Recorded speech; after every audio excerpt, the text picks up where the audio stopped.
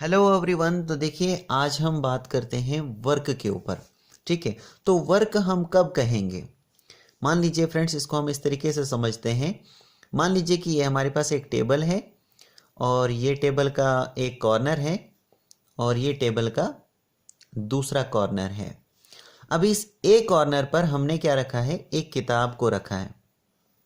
ठीक है, अब देखिए, अगर इस किताब को हमने इस ए कॉर्नर से, टेबल के ए कॉर्नर से टेबल के बी कॉर्नर तक अगर हमने लेना है तो हमें इस बुक के ऊपर क्या करना पड़ेगा? फोर्स को अप्लाई करना पड़ेगा, यानी फोर्स लगानी पड़ेगी।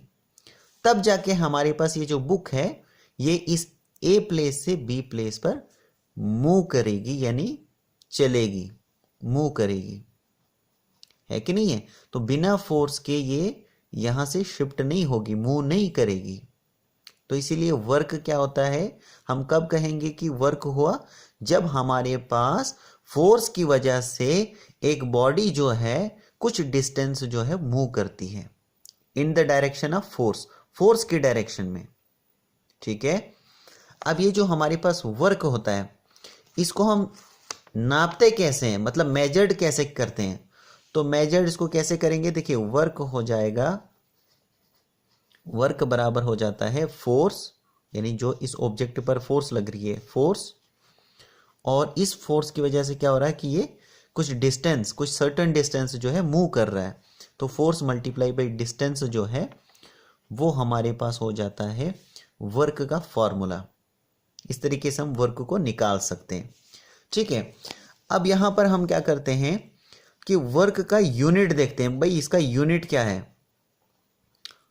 तो यूनिट कैसे निकलेगा? यहां पर देखिए, सबसे पहले ये जो फोर्स है ना, फोर्स का जो फॉर्मूला होता है, फोर्स का फॉर्मूला होता है mass into acceleration, mass into acceleration.